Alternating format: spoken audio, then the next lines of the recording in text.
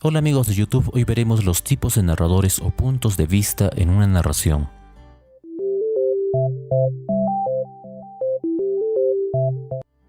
No es lo mismo autor y narrador. El autor es el creador o persona real que escribió el texto y el narrador es un personaje creado o voz ficticia que nos cuenta las acciones o hechos.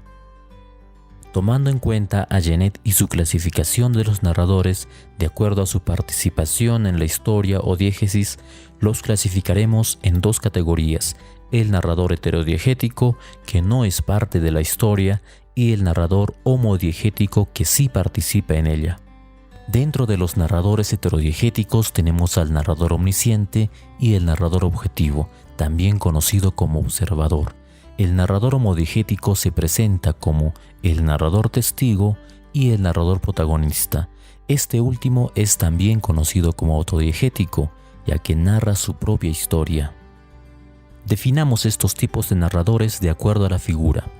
El narrador omnisciente es como un Dios que todo lo ve y todo lo sabe.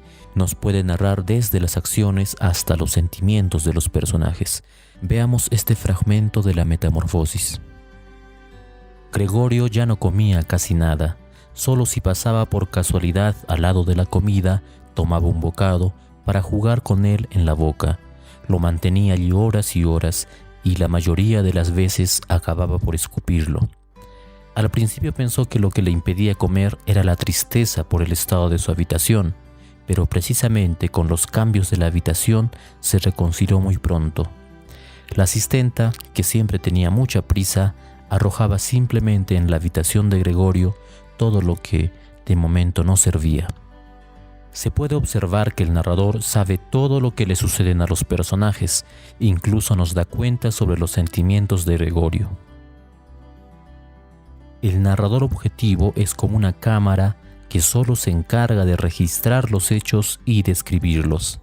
Se diferencia del narrador omnisciente, ya que en este caso no se narran sentimientos ni se juzgan a los personajes, solo se narrará fríamente el hecho. Veamos este texto de Camilo José Cela. Don Pablo extiende el periódico sobre la mesa y lee los titulares. Por encima de su hombro, Pepe procura enterarse. La señorita Elvira hace una seña al chico. Nota que el narrador solo se encarga de describir los hechos como si una cámara nos diera cuenta de lo que registra. El narrador testigo es aquel que, como vimos, sí está presente en la historia, pero no es el protagonista, sino un espectador que lo acompaña. Se encarga de narrar principalmente lo que le sucede al protagonista que él ve.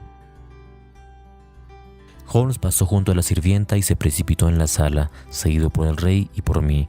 El mobiliario estaba esparcido en todas direcciones, con estanterías desmontadas y cajones abiertos, como si la señora los hubiera vaciado a toda prisa antes de escapar.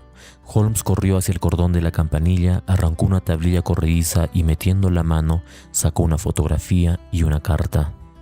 Notamos que la historia es ahora narrada por Watson, quien sí participa en la historia, pero el protagonista es Sherlock Holmes.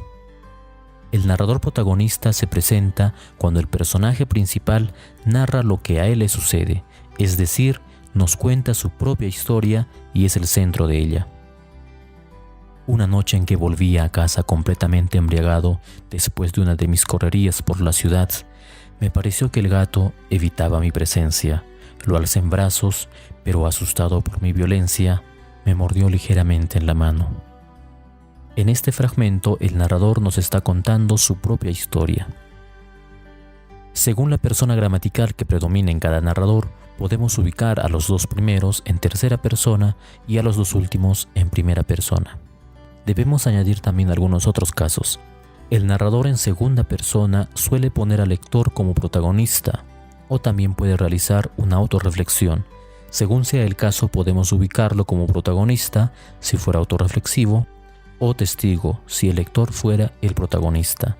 Incluso puede ser un narrador heterodiegético. Observemos el siguiente texto. Lees y relees el aviso, parece dirigido a ti, a nadie más. Distraído, dejas que la ceniza del cigarro caiga dentro de la taza de té que has estado bebiendo en este cafetín sucio y barato. Tú releerás. La narración no siempre se da desde una sola perspectiva. A veces, más de un narrador nos cuenta los hechos según su versión. A esto le llamamos perspectiva múltiple o enfoque narrativo múltiple, ya que hace saltos de un narrador a otro. Un ejemplo claro es la novela de Faulkner, donde 15 narradores cuentan sus versiones del mismo hecho. Pero este cambio puede hacerse incluso en un mismo párrafo. Veamos el siguiente ejemplo. Todavía llevaban pantalón corto ese año. Aún no fumábamos. Entre todos los deportes preferían el fútbol y estábamos aprendiendo a correr olas, a zambullirnos desde el segundo trampolín del terrazas. Y eran traviesos, lampiños, curiosos, muy ágiles, voraces. Si el video te ayudó, puedes darle like y suscribirte a este canal.